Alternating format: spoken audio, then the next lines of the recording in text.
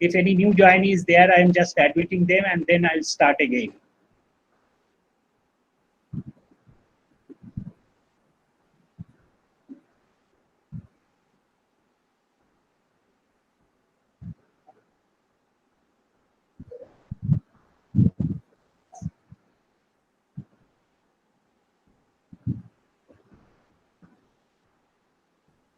Okay, now,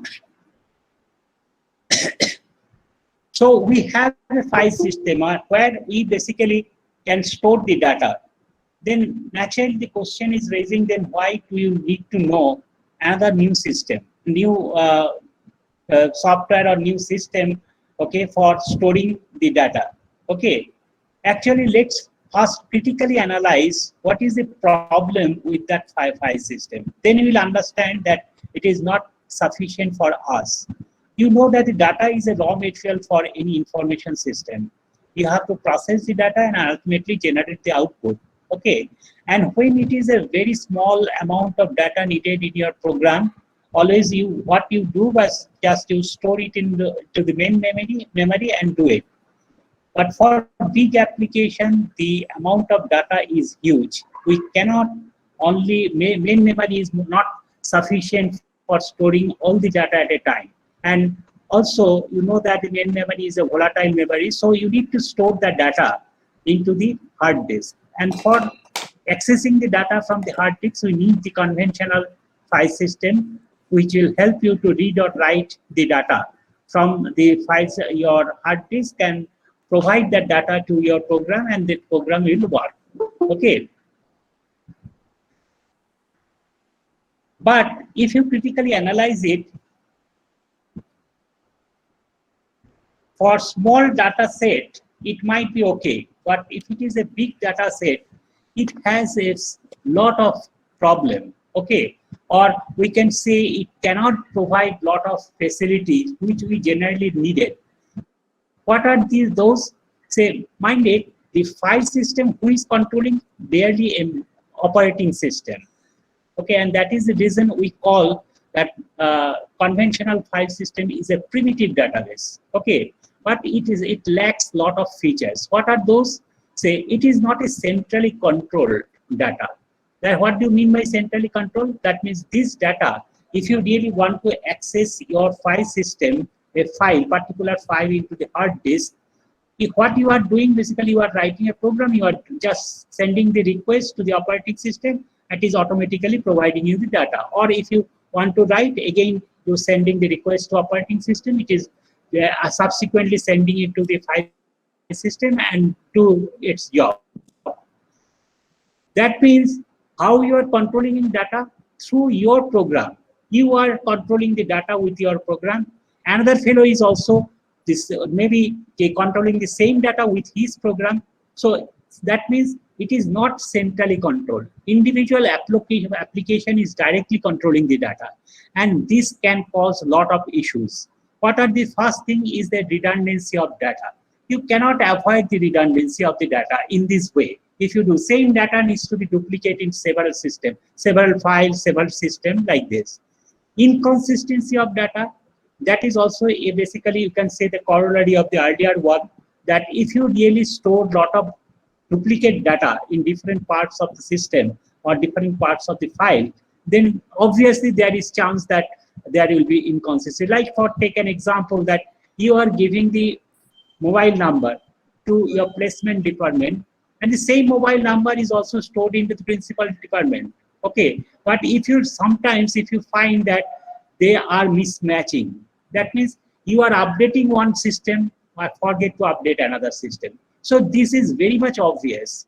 Okay, so naturally this will ultimately results in inconsistency of the data and difficult to enforce standard. As you are controlling the data from your file, from your application, it's very difficult to control, actually enforce the standard. That means what should be the entity name? Here, you can say piece of actually data, what should be the name? Sometimes maybe date of birth, in one application it is saying DOB, another application is a date of birth. Okay, and maybe in the Excel file, you just consider the Excel file, you are giving the heading of the different column Okay, for same type of data, okay, you are using the different things. Somebody is using the date, somebody is using it as a string, like this. And at the same time, you cannot enforce any storage policy also here. And similarly difficult to enforce the security. Okay, that means access security, backup, corruption, etc. And lack of integration. And there is also a chance that you are missing the integration. What do you mean by integration? I mean, consistency and integration are two different things. Okay, here, say integration, what do you mean by this thing? Say suppose you are keeping the information that an employee can work 40 hours in a week, okay, per week. So naturally, he should be paid for 40 hours, but maybe the accounting clerk, okay, at the end of the month, every time he is passing that information to the accounts department to generate the pay slip. And he, that time, without considering that thing, he can easily write the 400 hours. Okay, and that means although it is a rule that 40 hours, you cannot work more than 40 hours, but you might be paid for more than 40 hours. Okay, if it is not lot of other checks and guards. Okay, so this type of lack of integrity, that means same, actually a piece of information should generate the same information always. Okay, but it is generating the different type of information in different time. Okay, so this is basically called the lack of integration, and data cannot be shared also in this case. And retrieval mechanism is also not always efficient. Say suppose if you are storing a particular information or data in a sequential way, then it's very difficult to access the data, particular information from the sequential file. It will take long time. Or say suppose if you just store the data in the index sequential file, but subsequently you need to access the data in different using the different syntax, different index, then what you have to do, you have to create another different structure. Okay, so all those things basically is not efficient for the trivial purpose. Sometimes processing logic become complicated. That means when you are writing a program, you need to have a knowledge of how the data is stored into the ultimate store. Okay, data store. Because accordingly you have to write your program. If it is a sequentially stored, you have to write the program in this that way. If it is a index stored, then you have to think to retrieve that particular data. We need to write a different type of logic. So basically, all those things, if you consider that, you see that your application is very much data independent. Okay, data dependent. Sorry. So data dependent. That means if you change the data, either its field name or maybe say suppose, just take an example, you are providing a CSV file, okay, comma separated file, okay, sequential file to an application. The application will fetch the data from that particular your file. Now say suppose in the third field you have given the date of birth. Okay, subsequently you have decided that not, I will not give the in the third field the date of birth. Okay, I will give in the fifth field.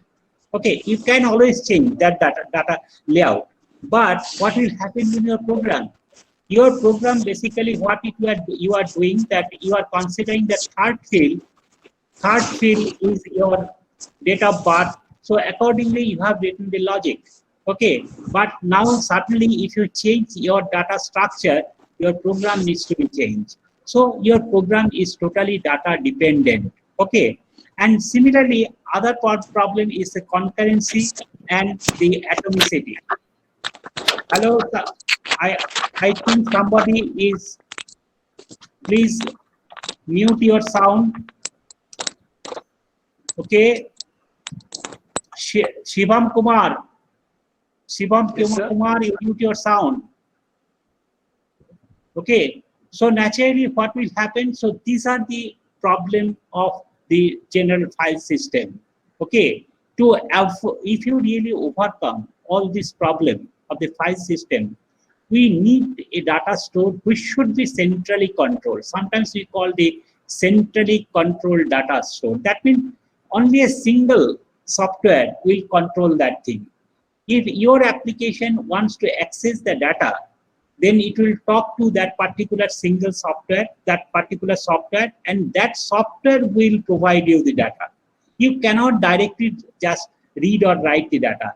You just find that very analogy here. Say, suppose in your wardrobe in the house, okay, if you, most of the cases we find that is totally controlled by our mother. If you have decided all the members will started keeping their dresses and retrieving their dresses from there, then ultimately you'll find that after some times nobody is finding its dress, okay, and or take longer time to do that thing. But if it is centrally controlled, that means a single person, your mother, is arranging everything, and every time if you want to retrieve anything, you just call your mother, just request her to just give your address. Within a fraction of second, she will able to fetch that thing. Okay, that is the advantage of centralized system, control system data. Okay, and here basically, actually, if you just try to provide a centrally controlled data store, then you will find that it will provide you a lot of good features or properties, which is generally we call the ACID. It will satisfy the ACID test. That A means atomicity, C means consistency, I means isolation, and D is durability. And that is a very important property for any database. Okay. Now let's talk about this property, because this is a very basic thing you should understand to understand the operation of the database, why it is different from the file system. Okay, first thing is the atomicity. Okay, mind it, when just try to actually understand it with the help of a very well-known example, that is money transfer, bank money transfer. What you are expecting that, say, suppose you want to transfer some amount from one account to another account. Okay, you say, if you just try to think the sub activity of this thing, what it will do, the program will do, first it will fetch the data from one account which needs to be debited. It will store that thing into the main memory.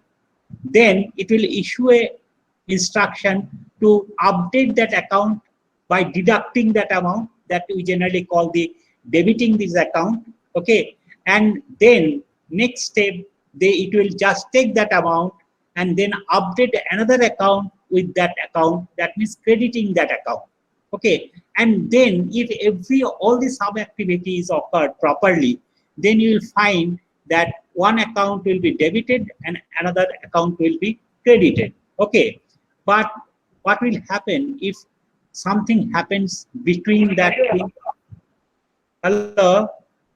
Okay, if something happened in between, okay, say if after debiting, it cannot credit that amount to the another account, what will happen? That means you will find that your one account is debited, but another account is not credited, and that is not acceptable for anybody. Okay, so if this is basically we call a one transaction or one atom. Okay, so if within that particular atom, if anything happens, it will roll back. It will go back to the earlier state. Okay, that means if it is debited already, but it cannot credit it, it will roll back. It will just give it that amount back to your account. Okay, so this type of thing, if you want, actually it is very much needed for any real-time system. We need some sort of centrally control. Then only you can impose that particular atomicity property. Another thing is the consistency. As I have already told you, that if there is a duplicate information in different in a particular data store, that means your phone number is stored in different places, and suddenly you have changed your phone number and you forget to update all places. Maybe few places you just left the older phone number. Then what will happen? That means you are getting the inconsistent data. Okay. For example, here I am giving one example, that suppose that you define a rule that after transfer of more than $10,000 out of country, a row is added to a audit table, so that you can generate a report to the RBI. Okay, this is a legal requirement. But say suppose due to the actually load of the system, you have chosen that this audit table might be a very big table, you just keep it into a separate disk. Okay, and suddenly at one morning you find that that disk is not working properly. Okay, then what will happen? But other part is working. That means it can transfer the amount, but it cannot read, it cannot write into the audit table.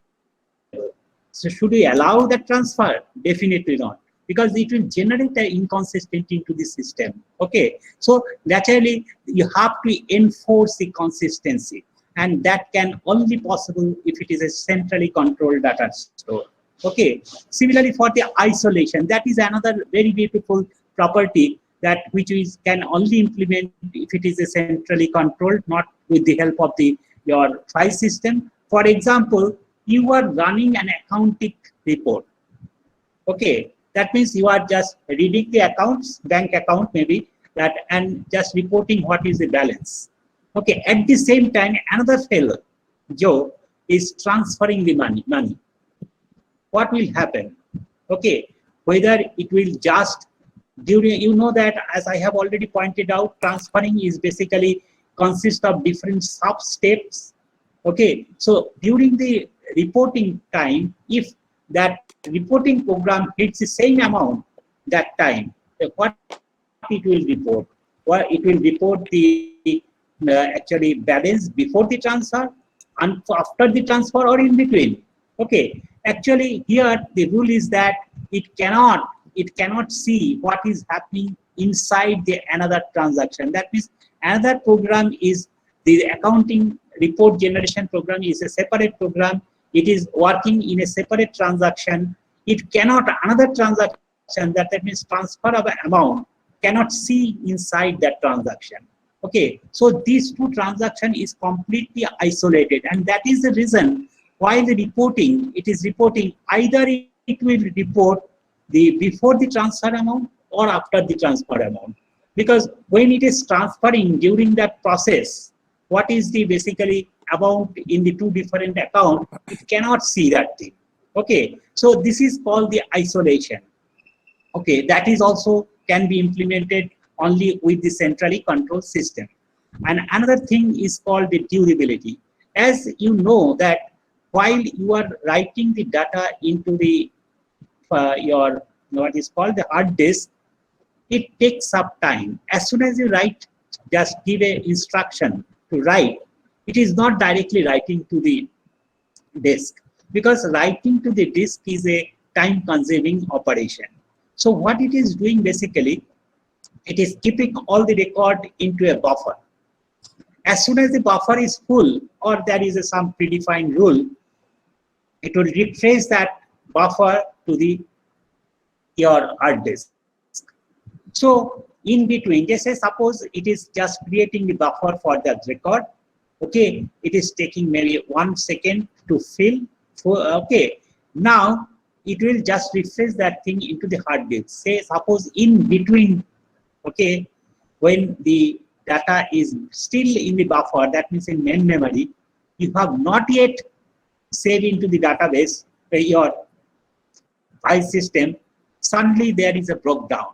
Okay, machine is not working. Then what will next time when we'll revive, what will happen? We'll get the data or not?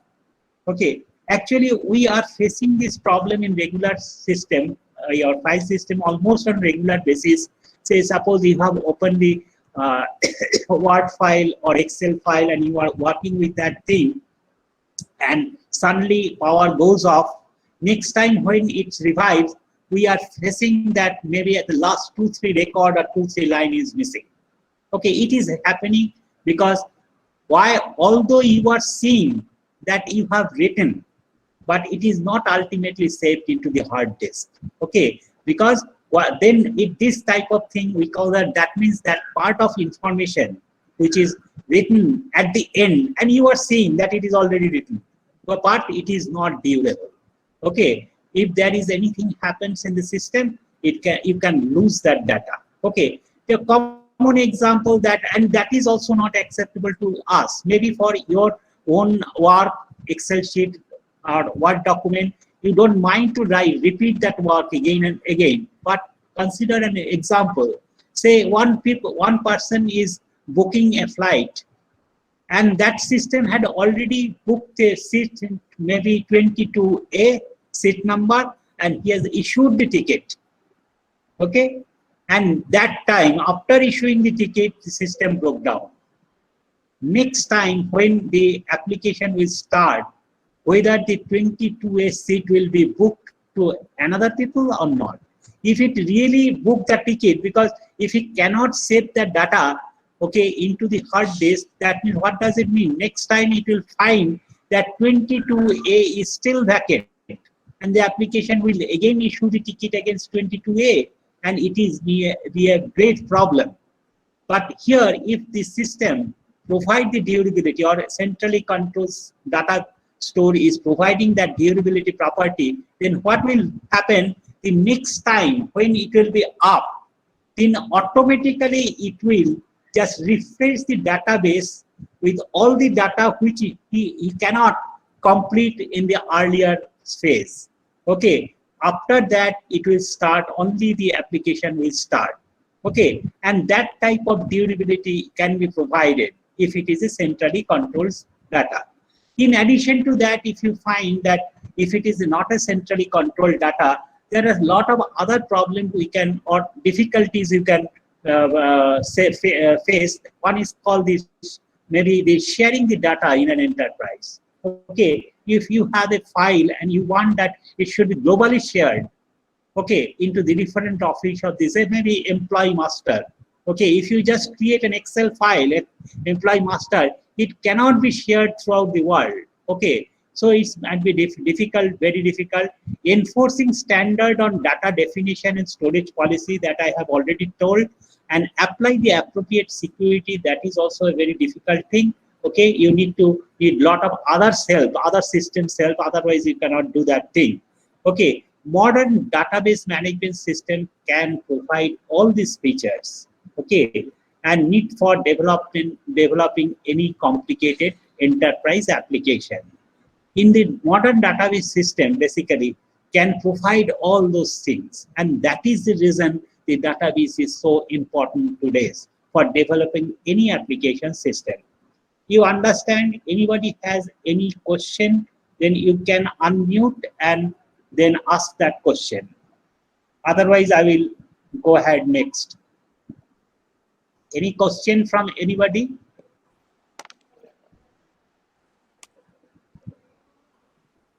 No question. So I hope that. Sir, Just sir, no in the main acid test properties, can you please explain once again the atomicity part?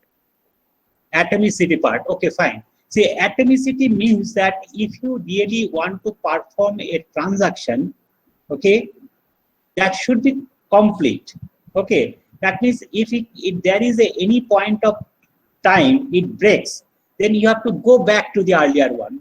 That is the reason I am taking the example of money transfer. Okay, when you are transferring the money from one account to another account, what is happening?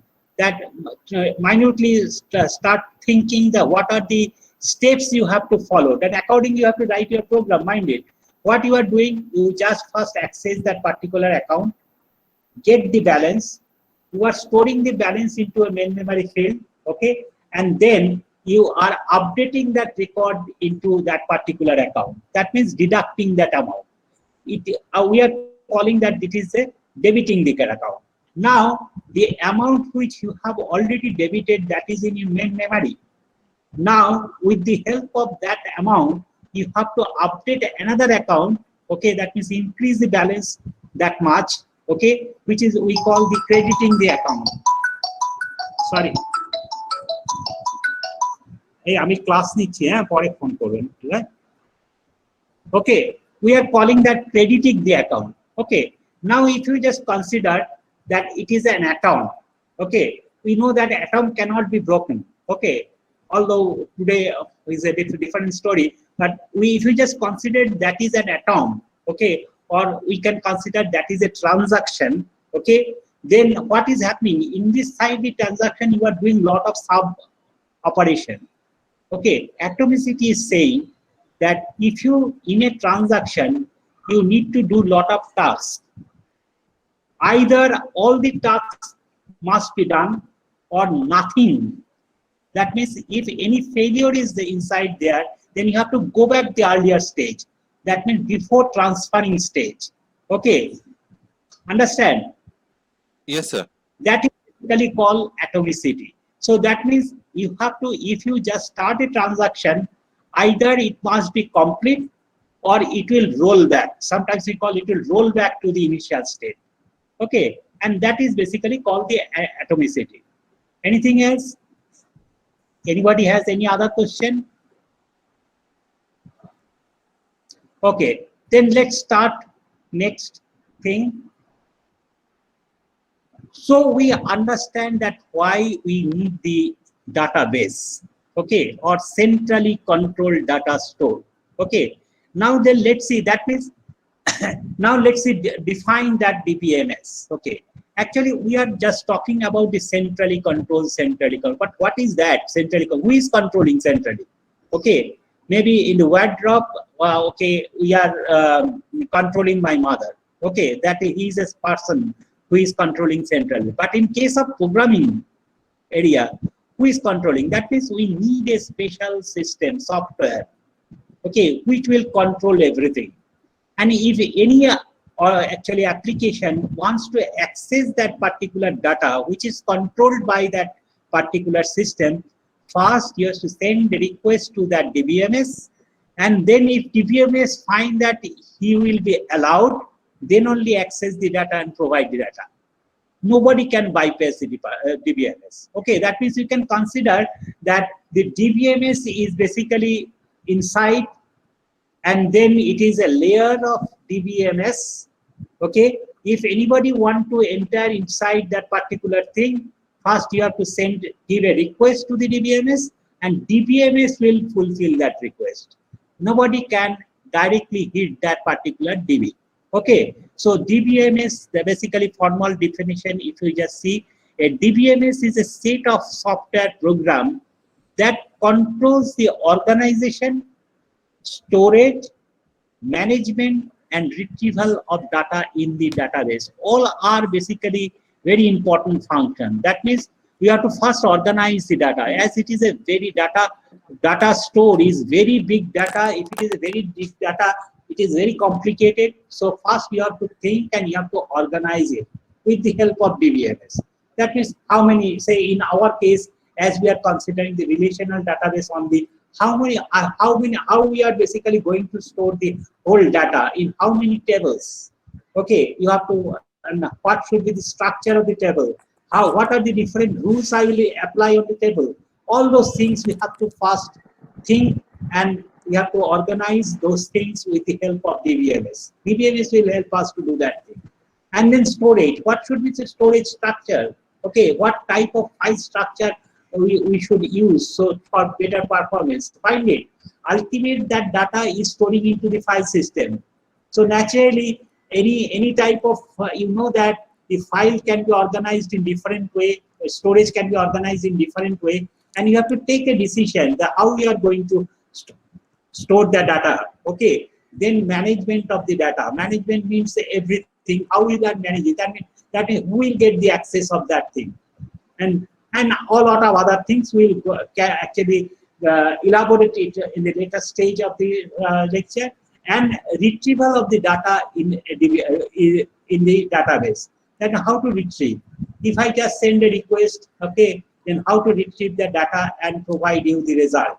Okay, all those things is basically the job of the DBMS. So it is a software, set of software, we can say, and it is a very complicated software, mind it. Okay, very complicated software. Our role is that basically we are going to use that DBMS. Or actually, that is the reason we can think that our role is the application point of view. We have to develop our application. So what you need to, for developing any application, we need to interact with the database. In that aspect, will learn the DBMS. In different users has different aspect to learn. Say if it is a people is a DBA, that means database administrator. Okay, he will more concentrate on the different type of special organization and storage thing, security part, all those things he will look in it. But in our case, okay, we'll basically see how to organize, okay, and how to retrieve basically the data with the help of DBMS. Okay.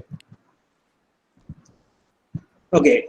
So we can think that DBMS acts as an interface between the application and data. As I have already told you, that if you just write any application, earlier what in the application you have to write a logic, write the logic to access the data from the your file system. But here, actually, what you have to do, you have to just write different requests in your application, and you have to send that request to DBMS, and DBMS will provide that thing. Okay, not too much logic. And actually, the logic not in your application logic. I'm not talking about the application logic. Here, this logic basically how to integrate, actually how to access the data, that part of logic. Okay, that you need not write inside the application. Okay, that means DBMS is act as an interface between the your application and data. You have to, if you really want to retrieve the data, you have to pass a request through DBMS. Okay. Okay, so some example, if you just see computerized library system, automated tailor machine, okay, flight reservation system, computerized parts inventory system, all these basically example are big DBMS. Okay. So if you just see that, so what we have already seen that thing, that if you just use that DBMS, okay, and then your as the data logic part is less, you need to less writing the logic of the data part, then your program will be also less complicated. Okay, you have to write only the application logic, because when you need the data, you know that DBMS know how to read the data. Okay, you have to only send a request to the DBMS, and you need to, as an application programmer, you need to know how to, if you really want to access the data, how to send that request. That is a separate story. For that, you might require to know different type of language that we'll talk about. Okay, so if you just see that what type of advantage that means, ultimately DBMS is providing, one is the data independence. That means now you can write your program, okay, which is basically accessing the data from any DBMS, and now we suppose the database structure has been changed. Okay, database structure has been changed, but if you find that your program will not be affected. Okay, because we say suppose one field you are just want to retrieve a student's information, that date of birth, name, and maybe all those things. Okay, then suddenly you have changed that. Okay, I will just reorganize the date of birth and name field inside the database. But for that, your program will not change. Okay, same program will also work in that. Or say suddenly you have decided that there are a lot of index files to retrieve the data efficiently. I will add another additional index file, but there is no change in your program. Okay, and that is basically we call the data independence, writing the program which is data independent. Okay, and data administration, it allows total data administration. For that, you need not worry about data. And this DBA, one special person, specialist is there. Okay, he will do all this data administration part, and DBMS is also providing that facility. Okay, and you have to only thing is that the DBA needs to know how to handle that thing. Okay, and it is centrally stored, maybe file system data also you can centrally store, but it is centrally controlled stored. Okay, and data integrity and your security, as I have already talk about access control. You can just say that even in that level, say you can say in the DBMS that this set of people, okay, will able to access only the student roll number, not the name. Even at that level, you can just control the access. You can define that thing. You can say that this particular table, the student will only able to see the data, but cannot change that thing.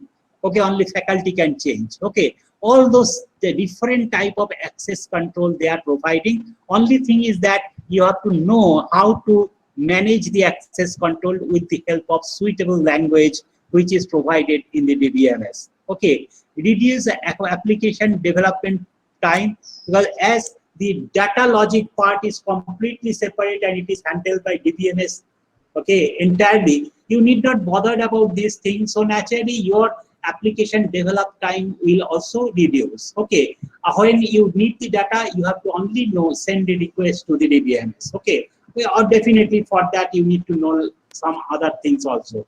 Okay, efficient data access. Okay, you can just always, if you find that your data access is not basically up to the performance level, then what can thing you can talk to your DBA.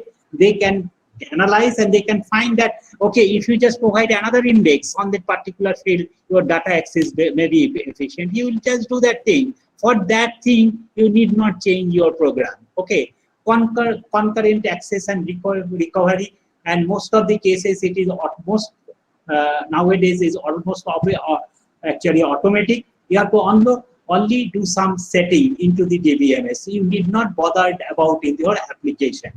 Okay, now if you just how the actually DBMS has come to the picture, okay, just this in a short, if you just see earlier in the second generation, in the first generation system, I'm not considering this thing because this is a too old thing. You need not bother about that part also. But from the second generation, because you are still using the second generation, sometimes some second generation system, in that say like your C program, okay, why you are writing the application program, okay, application program 1, program 2. If you really want to access the data from the store, okay, that means from the hard disk, okay, you have to depend on the operating system. Okay, in this C, you know how to read or write the data, you have to give the instruction accordingly.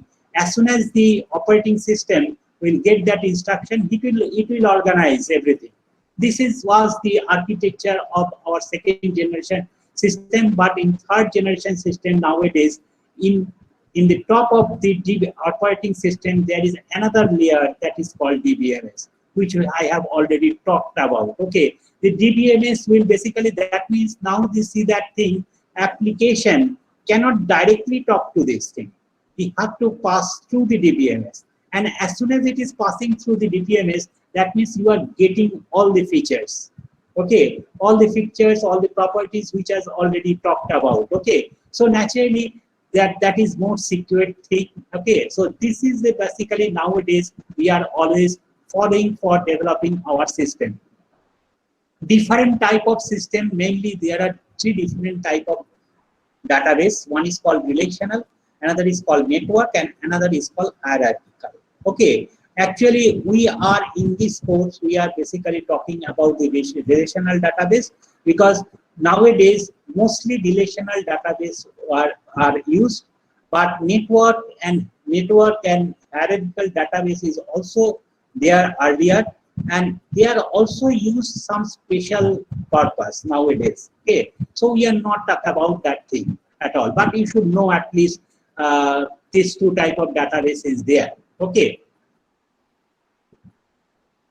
Okay. Another important thing, now I have already told you that DBMS is doing lot of things. Okay. Now one major thing is that from your application you have to send the request to the DBMS, and then the DBMS will execute that request. Then how to write that request? In what language you should write that request? That is the question. And for that thing, they have provided language that is called SQL. So our main purpose, another main purpose is that you have to, if you really want to develop the good system using the DBMS, what you have to do, you have to learn very good SQL. Okay, because you need to retrieve the data, maybe complicated, very complicated data. Okay, you have to retrieve the data from the very several your table. So you need to know the good SQL. That is one of the purpose we in this course we should know the SQL, and in practical also you should practice the SQL. Okay, and another set in the SQL, when I will just elaborate, you see that it has lot of different parts of SQL. One part is definitely related to your DBA work, and DBA should know that better. Okay, so that he can manage the total database. Okay, and it is little easy to okay. Now these are when we this. There's some common name of the example of the DBA: IBM DB2, Oracle database, Microsoft SQL Server, Postgres, okay, MySQL, and there are a lot of others. And nowadays, you most of you already heard that NoSQL database is there, MongoDB and other things are there. Okay, so these are the relational database. So those are basically called NoSQL database. Okay. Okay, now database language. Now how it is differ from the language which we have already known, okay, known to us. Like you know C, maybe you know some other language, C++ or C# or what Java, whatever it may be. So those are basically all the third generation language. Okay, but SQL is called the fourth generation language. Okay, then the question is that what is third generation and what is fourth generation? Okay, anybody has any answer to that thing? What is third generation language and what is fourth generation language? Anybody, any idea? See, you interact, no problem. Sometimes if you have any question or if you really want to share your views, you can just tell. The object-oriented language is fourth generation. Object-oriented, no. Object-oriented language is a Java language. Java language is not fourth generation. Why you are calling it as fourth generation? What is the difference between third generation and fourth generation language? Anybody? Okay, let me then explain. Okay.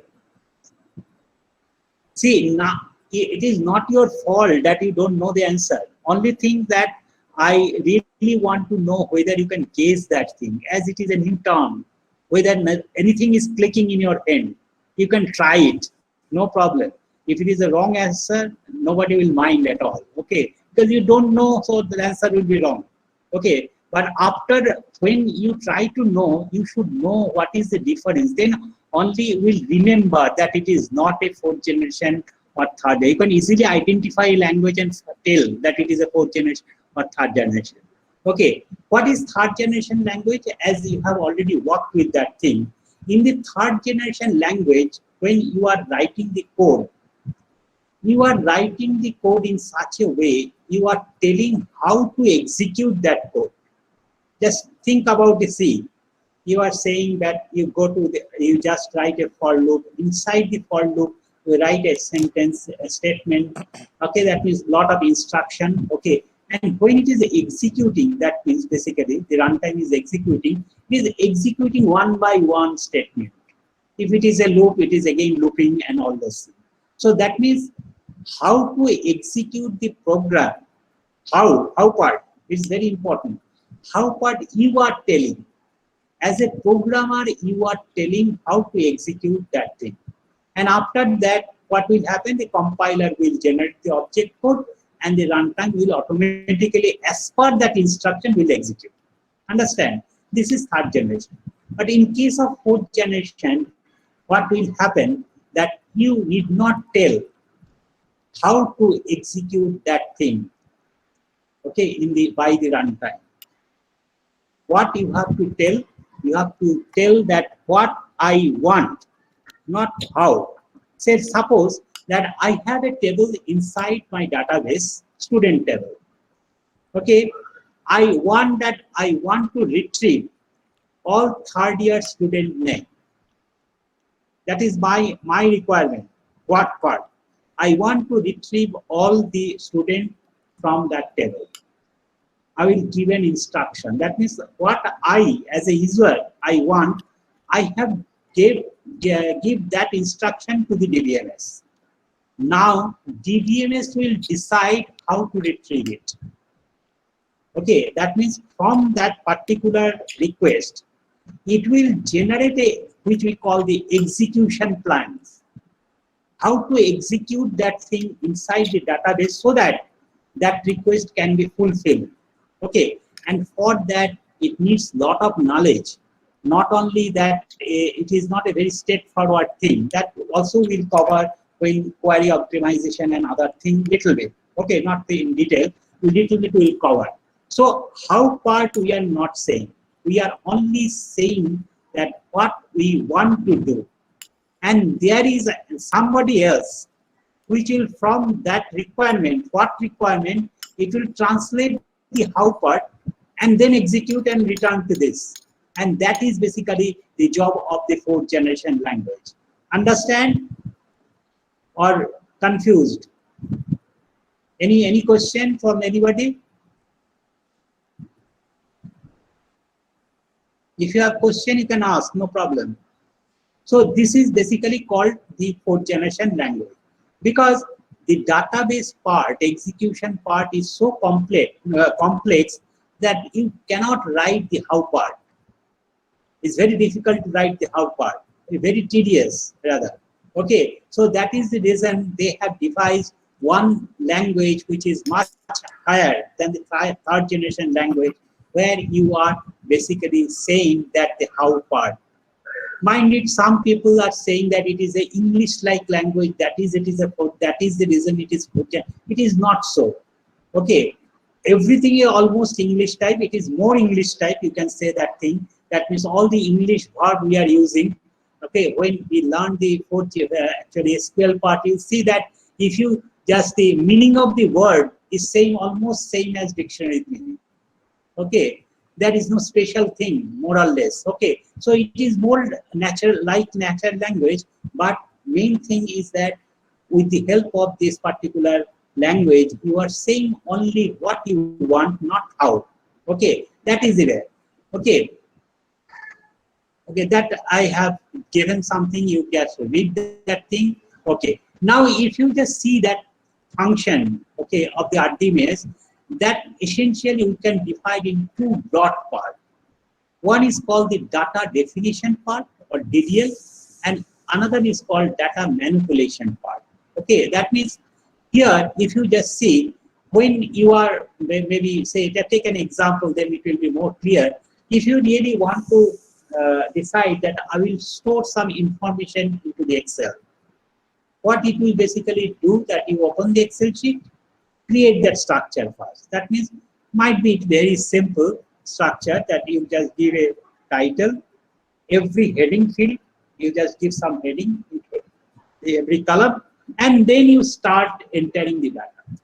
That means one part is basically you are creating the structure and then you providing the data. When it is a very complex thing, okay, in here in the RDBMS, you have a lot of facilities. Okay, that is the reason the structure can be very complex. Okay, so you have to first create the structure where you want to store the data, and that is can be done with the help of DDL, data definition language. So it is not a data. You are only defined that. Rather, you can say it is a metadata. You are just defining the different properties of the data and how it is stored. Okay, so all those things, that is with the help of the DDL, you can do that thing. And data manipulation language, that after the structure is ready, now you have to push the data, retrieve the data out of this particular structure. And all these things are called basically the data manipulation type, and that is called the DML.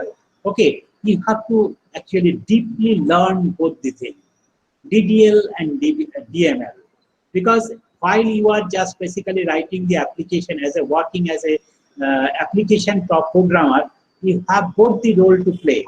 You have to suggest the DDA how to just create the structure. So you might need to write the DDL. Okay, at the same time, when you are working with the application, you need the data, and that time you have to use the DML. Okay, so we'll cover that the things very actually widely in the later chapter of this thing. And if you just see, I am not just explain in detail what are the different components of DBMS, because this part is mainly a DBA part. Okay, DBA should understand it very deeply. Otherwise, it cannot basically configure the property the database to get optimal performance. Okay, so DBA will learn this thing deeply, but I can just give an overview so that we can understand that inside the DBMS, after how everything is happening, basically how everything is happening. Just see that thing. Say suppose you have to send a request from where you have to send a request to DBMS through your application program. That might be a web form. Okay, you know that nowadays you are designing the different type of web form. Okay, and the web form you are pushing the data and then instructing the DBMS, please write this data or update this data. So this web form can generate the SQL command.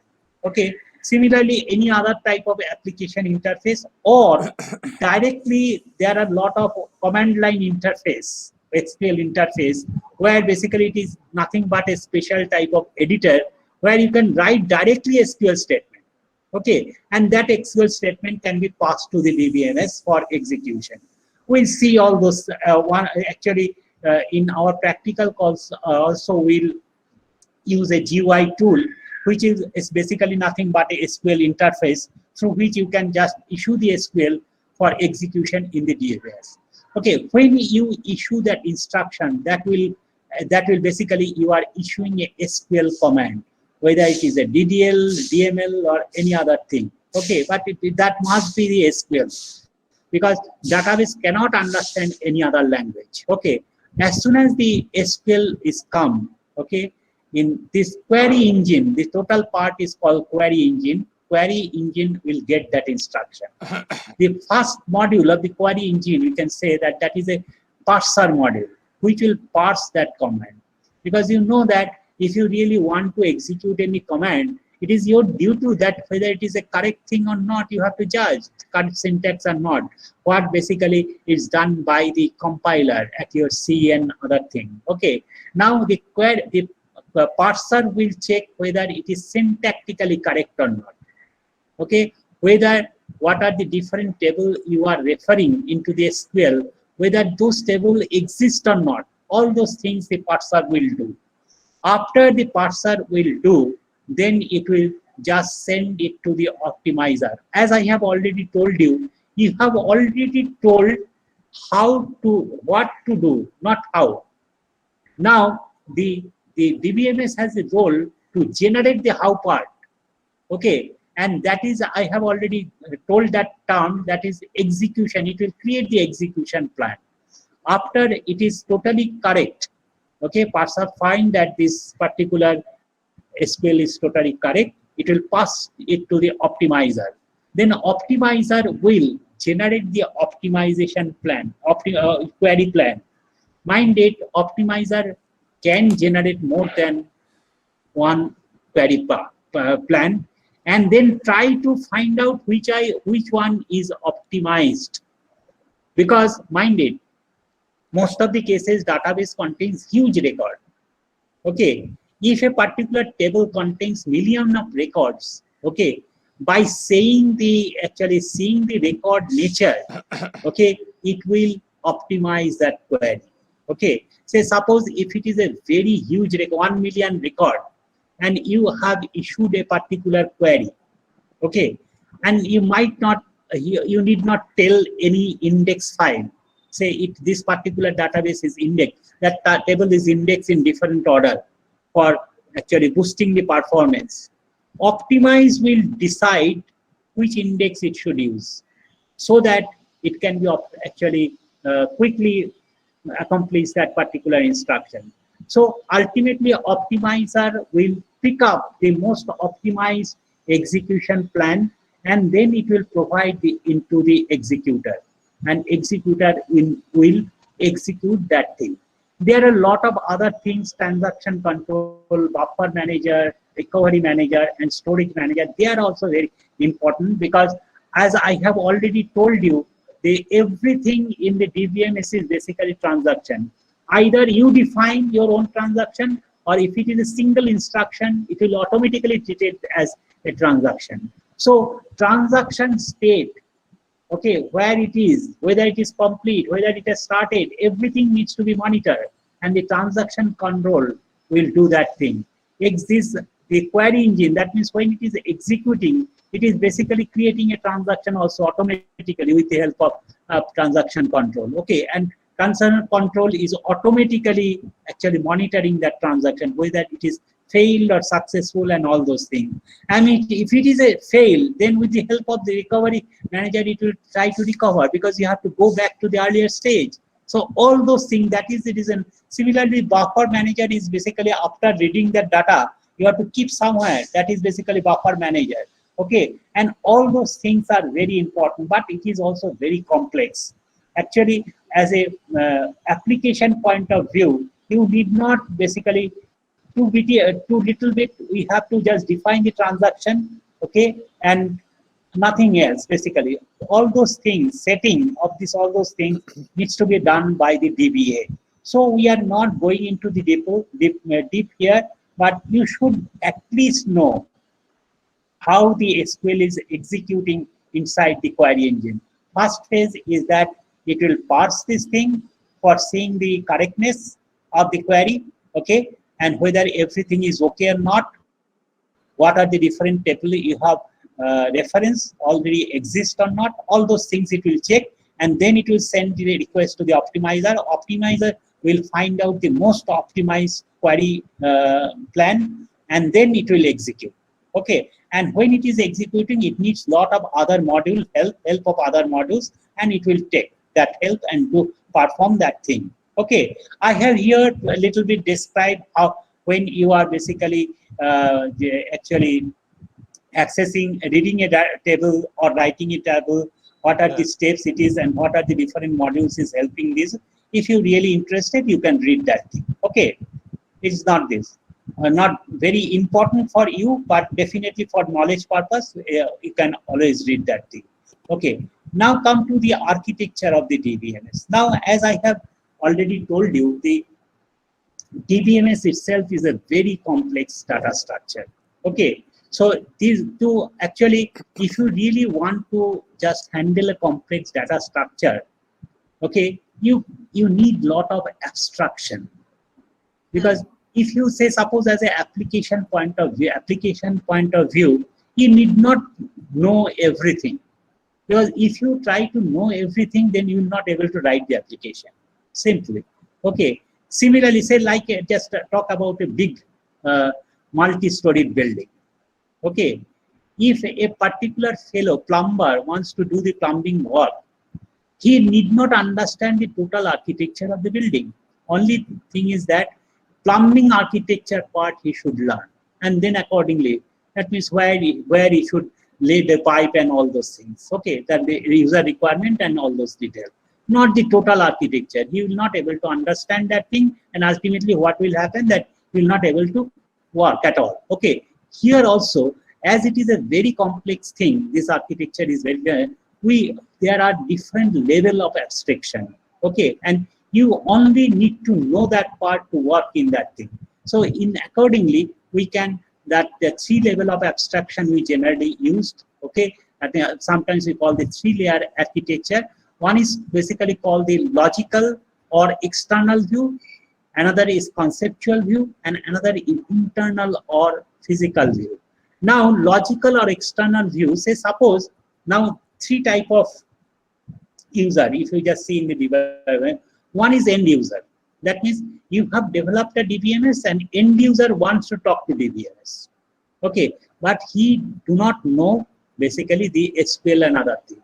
You only know, I want the student list, I want the employee list, I want the actually maybe marks of the student, like this. Okay, he has some requirement and he wants to fulfill that requirement with the help of DBMS, but he do not know how to write the SQL. Okay, so what it is saying, actually what is his view in the DBMS, that it is something if you just execute that thing, it will provide you the list of students. If you execute that thing, it will, like your user, what they know about the daily booklet system, nothing. You only know that you have to click that menu option and then it will generate the ticket. That's all. Here also it is like that. So in the external people who does not know anything about the DBMS and SQL, okay, only to him, he should also be served, mind it. Otherwise, there is no use. So he need to, something you have to provide to that fellow so that he can just work with the DBMS. And for that purpose, he only needs the very little thing. You only need to know that these are the thing is inside in the DBMS.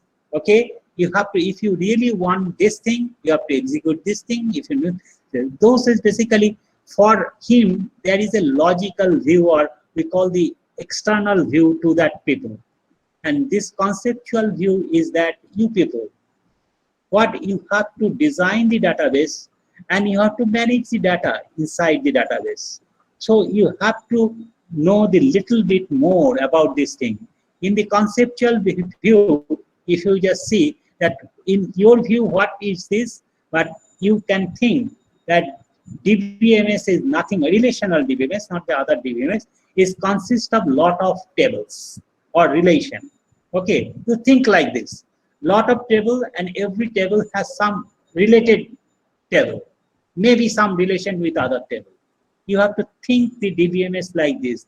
How you need not actually understand all the complexity. In your view, you always think that it is like an Excel sheet. Okay, maybe a little bit more than Excel sheet. Okay, that this everything is structured in a different type of table. Okay, like Excel sheet, and you have to manipulate those data. And in that view, you have to basically understand everything, that if you have a requirement and if the data is like that stored, then how to retrieve it. Okay, for that you need to know the basically the SQL. This is the conceptual view, and you have to understand and know this view. So you need not bother about the how it is structured inside, how it is stored in the file system to write your program, not at all.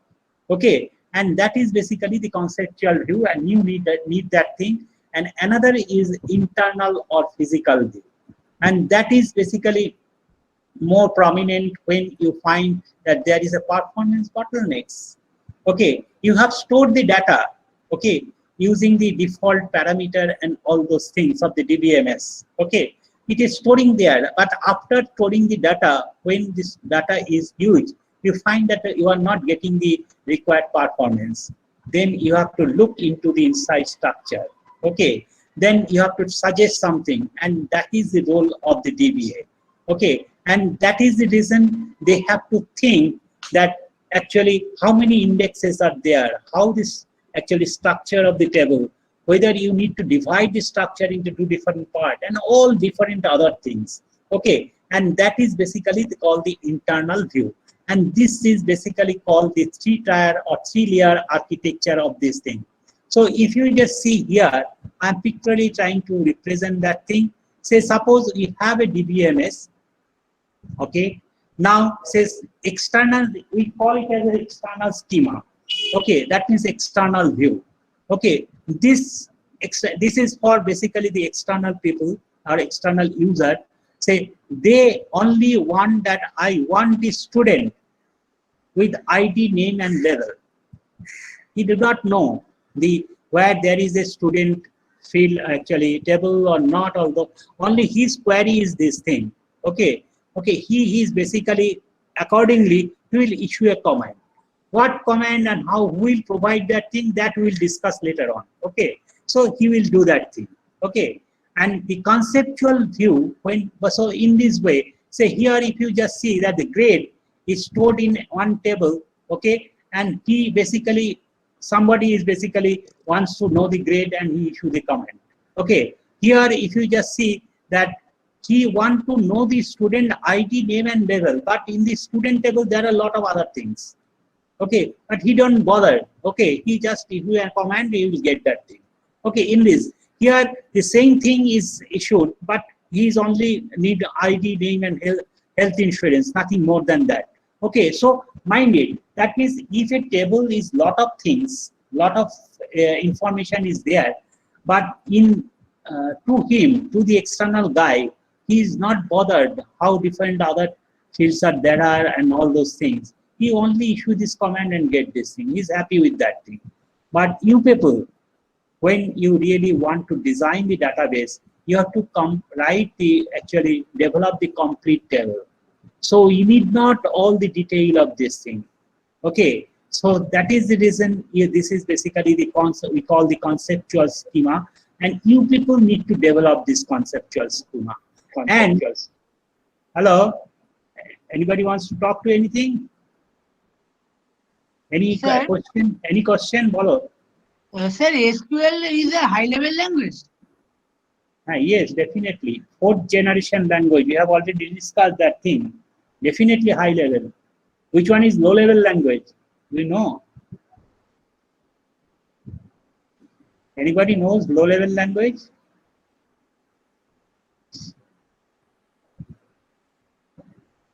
Nobody. Strange. C is high level or low level?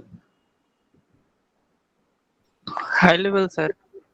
Any question? Any answer for the low level language? Try. Assembly. Yes, definitely. That means which is very close to the machine. Okay, which will be executed very fast. Those are type of machine language.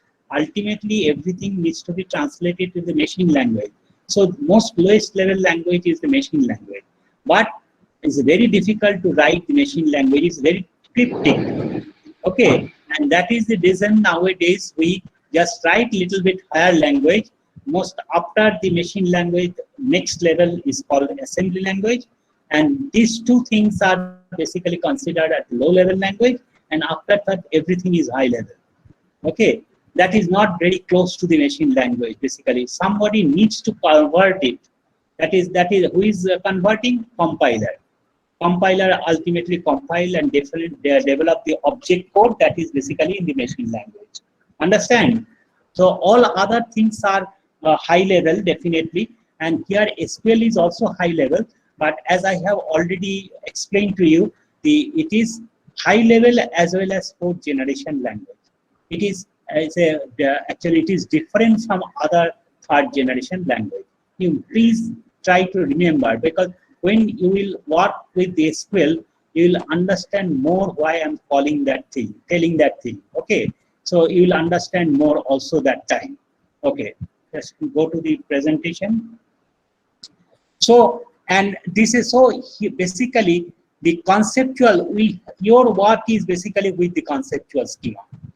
Okay, that means we have to think about all the table, all the structure, how to create, what are the validation rule, everything, although how to retrieve the data. You are basically, and in addition to that, for the external people, what they want, he want a simple thing which he can execute and give the result, and that is basically in the SQL term we call the view.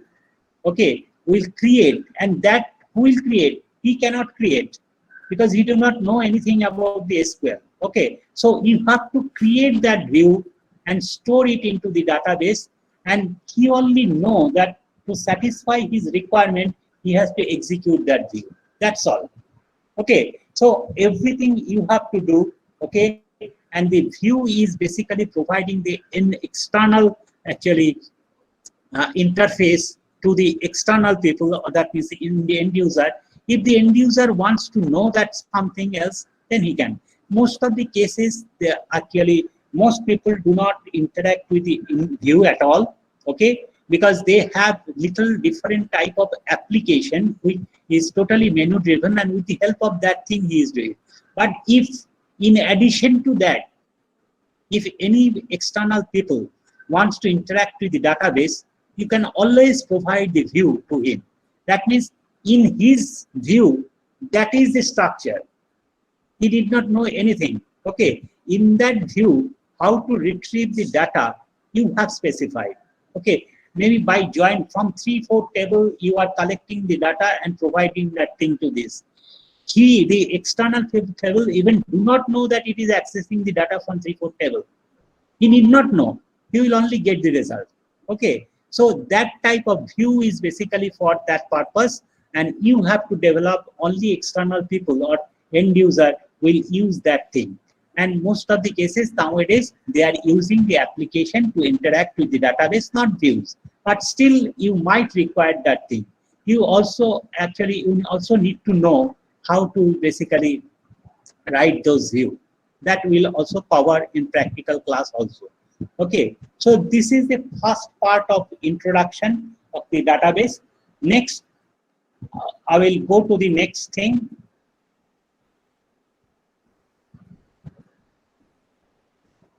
You are seeing the presentation? Hello? No, sir. No, sir. Okay, just I have must very close something. Actually, I am also new in this software, so maybe sometimes I am also grouping up.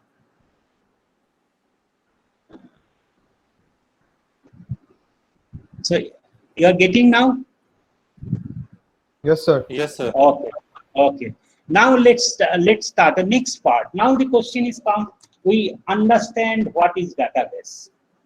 We understand that it is a complex thing, and you understand your role. Okay, you need to design the database. Okay, now let's start with the design part. How to design? Okay, what are the steps we have to follow, and all those things first. Okay, but mind it, I'm telling you, without knowing that thing, you can also create the table and do this. And most of the cases, you people little bit know how to create the table and all those things, everything. Okay, but definitely when you will work into a IT company, okay, when you are basically developing a big system, you need to follow a procedure. Okay, you need to know a lot of things. You need to present a lot of things so that other people can understand your understanding. Okay, so that is the reason you have to go through everything and understand and practice it also. Okay, otherwise actually a big system cannot be developed, because any big system you cannot develop on your own. A team will do that thing, and you have to communicate with each other. So there should be some common tool through which we can communicate with each other. Okay, so that is the reason. First thing is that you have to design the database, and you have to know what is ER model. It is basically a tool to develop the database. They design the database. Okay. Now, data modeling is a set of tools. So if you just see the definition, it is saying the data modeling is a set of tools and technique to understand and analyze the step properly. It is often the first step in database design and object-oriented programming also. Because if you just try to think in the object-oriented programming, you are talking about the object. Okay, you have to design that object. That means a class. You are designing the class. How to design the class? Okay, from the real life system, you have to identify those objects and then create the class. Okay, that time also ER diagram can be of helpful. Okay, so ER model is a very good tool to actually design database. Okay, what we are basically okay, can you give me just 1 minute? I'll think.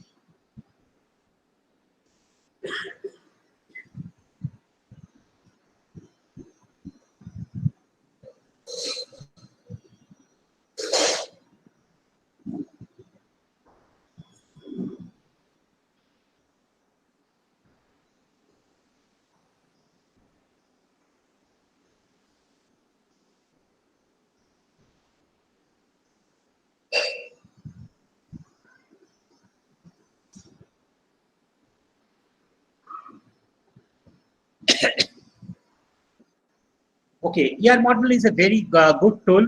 Okay, what is the outcome of this data model? Yeah, with the help of ER model tool, what is, you have to first identify the entity. Okay, and their relationship. Actually, I'll show you gradually some example also. I'll show you that here what we are basically going to do. We are identifying the entities. Okay, we are identifying their relationship between the entity, and we are basically elaborating or trying to find out what are the properties of those entities, and depict everything in a diagram so that other people can also understand from this thing how the entities are working with each other. Now let's first define what is entity, what you call. Say now, if you just try to develop, then start from the very beginning. Say suppose anybody has told you, please develop this system for me. End user is telling. Okay, say take an example, specific example. Say you are told that you go to this bank, study they want a banking system, and you have to develop this. What is the starting point? How will you do that thing? What are the different other steps you have to follow?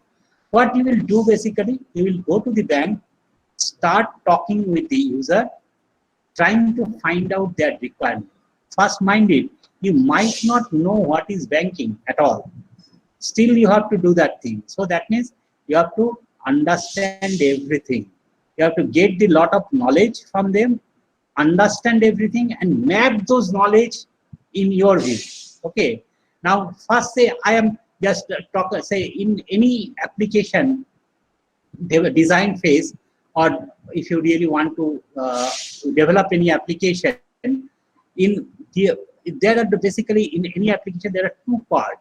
You first try to understand the logic, what are the requirements and their logic. That is one part.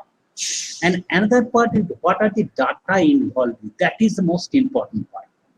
Because if you do not understand those data and how it is coming into the system and how it is going out of the system, you will not understand the requirement also properly. Okay, and then you will not able to suggest the appropriate logic also. Okay, that is the reason the data modeling is very important. What you will do that when you go to the bank, then try to observe what are the objects coming here there in the bank. If you go to the bank, you see a lot of people are sitting. They are basically clerk. If you inquire about the thing, then you will find that there are some officers, some clerk, manager like this.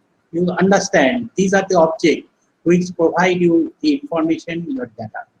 Okay. Now, if you just see that some people are coming, going to the cashier, withdrawing the cash, going. Some people are coming. Who are they? To identify the object. Okay. In this way, all this actually identify the object you can easily identify. That means that all these people will push some data inside the system.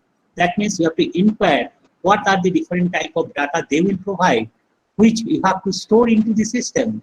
Say suppose take an example.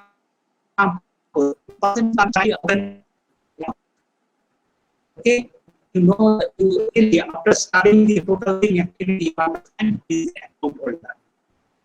Maybe account holder.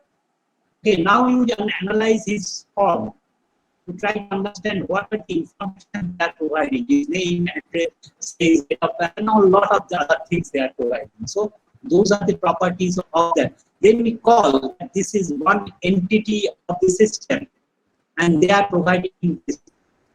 Understand? Similarly, if you just in this way you identify all the objects which is who are basically interacting with the system. Okay, and you have to collect a lot of information about those entities. Okay, so these are basically called the object or entity. Maybe there might be a lot of logical objects which is not seen, visible to you at a glance. Okay. Say suppose if you just talk to the people, those things you have to identify by talking with the people. Say you just that they are maintaining a checkbook register. That is not visible. That is under a drawer in the drawer of the table. But you have to know the purpose of that thing. What are the information they are storing into that check register? That means then check register is another object for your team, which is providing some information to the system. So similarly, purchase order, invoice, lot of things are there. Okay, which is not a very actually physical object, but they also need, we also need to know their information which is supplied to the system. So the in the UR diagram, before actually developing the UR diagram fast, you have to identify all those entities or objects. Okay, so first thing is that you have to identify this object and provide a name. Otherwise, there are a lot of thousands of things are there in the system. If you don't identify the name, how can you distinguish it? So naturally, you provide a name.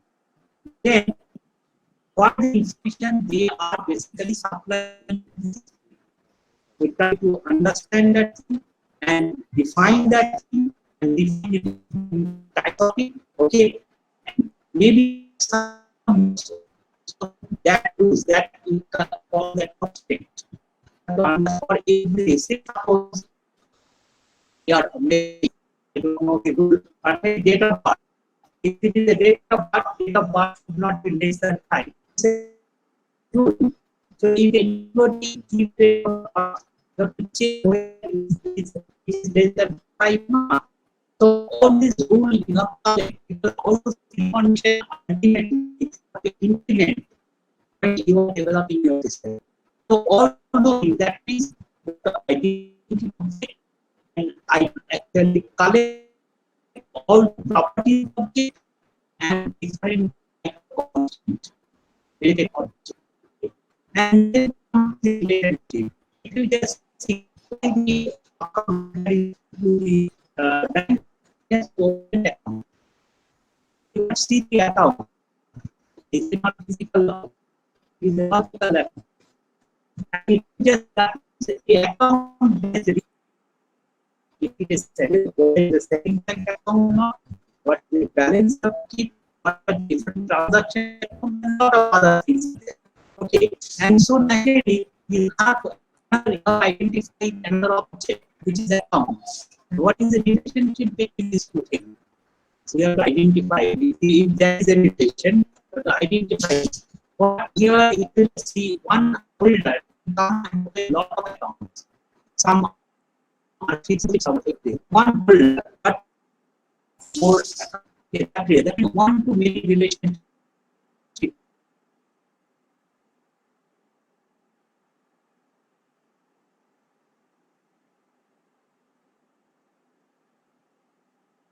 Is that one open on top.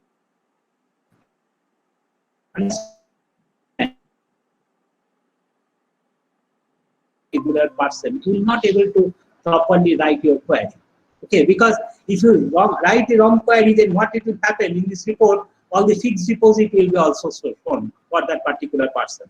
Okay, so you have to know that yes, there is a chance that if that particular person may or may not have the fixed deposit also. So while you are basically retrieving the data, you have to discard that data, okay, in the report. So that is the reason the relationship is also very important. It starts with a set of requirements. Mind it, everything in the system design starts from the requirement. What user wants, okay, it will start from there. Analysts are intuitively identify the object of importance about which a system to be stored data. As I have told you that when you are studying that in the bank, you have gone to the bank, you have seen a lot of people are coming, you try to identify the entities from there. Okay, your entities of interest to you. Okay, not everything. Chawala aata hai, should not try to identify it as an entity, but definitely you try to identify what the interested entity. Require detailed understanding of the required system. You have to understand the requirement also properly. Otherwise, you cannot be able to identify all the entities. It is very difficult thing, not very easy. Physical entity can be identifiable, but the logical entity, until and unless you have the knowledge, okay, you cannot identify everything because you should not assume that the user will tell you everything until and unless you ask him the question. Okay, it is not that intentionally they are doing. He do not understand whether it is needed or not. Okay, understand? So naturally, so you have to understand when he is stating his requirement, you have to understand that requirement and accordingly raise the question. That time they will say, you might ask why you are doing this thing, okay, how you are doing that thing. Then he will, okay, you are doing now this thing with the help of this check register. He will come out with a register. Then ultimately you will realize that there is another entity, logical entity which was hidden and now it is coming out. You have identified that. Identify the what are the information is there. All those things you have to identify, and everything needs to be depicted into the entity relationship diagram or ER diagram. Okay. Actually, there are different. First time this ER model was proposed by Peter Chen, but nowadays lot of different type of notations are used to depict the diagram. But we'll only follow one notation, maybe Peter Chen's notation. But you can follow anything else. But it is better to follow only a single thing. Okay, and mind it is a very complex process, so it is divided into different multiple steps. You do not think that you will identify everything in the first day. Okay, maybe first day after interacting with you identify maybe few entities, the account holder, account, other thing, some other thing. Not when and you got lot of requirement from the user. I want this, I want this, I want that. Then you start thinking, but then who is providing the data for those things? Then it should click in your mind. Next day when you go to the bank, then you try to inquire about those things. You might find some other special fellows are coming, they are treated specially, then you will identify them also, some other entity. Like this, okay, or some logical entity. But so the first step, as it is a very complicated thing, okay, step by step you should approach that thing. Okay, you do not try to identify everything from the first day. First thing is that first we call the conceptual data model preparation.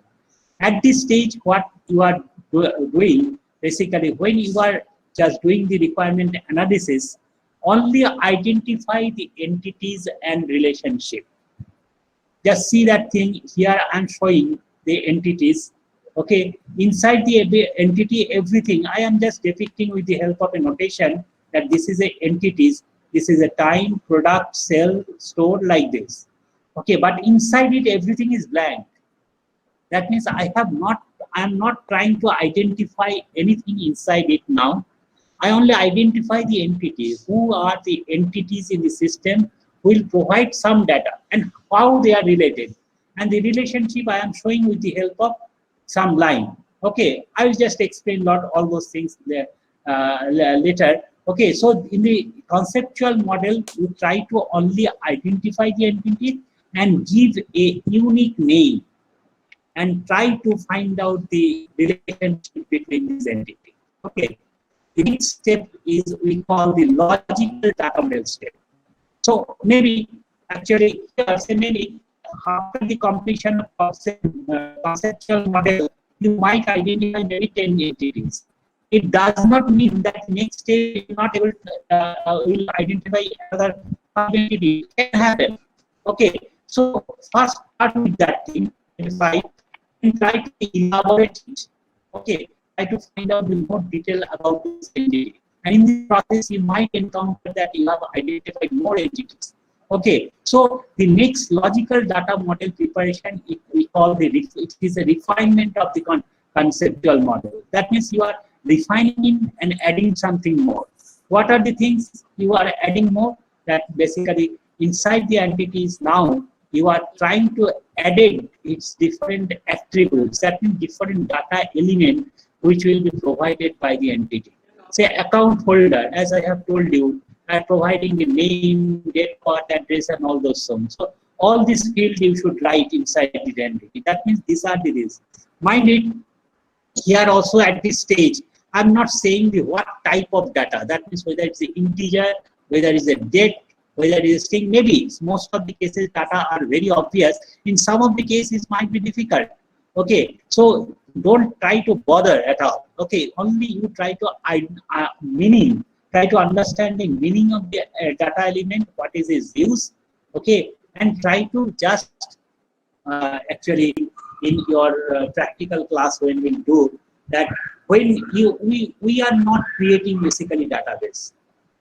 As soon as you just install the database, Oracle database, Oracle is by default creating a default database, and inside the default database we are just creating our schema, our part basically.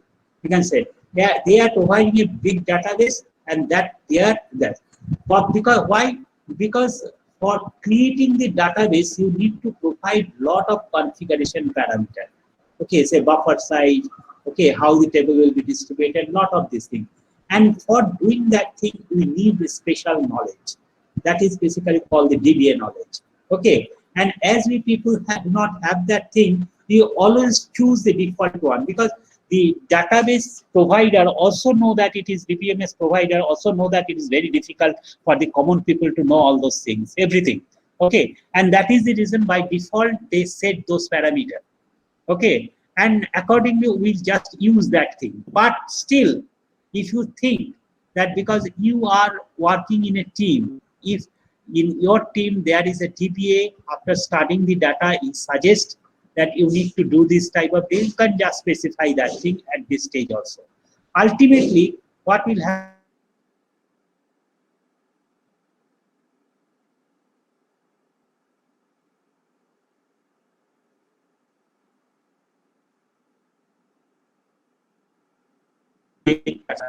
Without asking anything.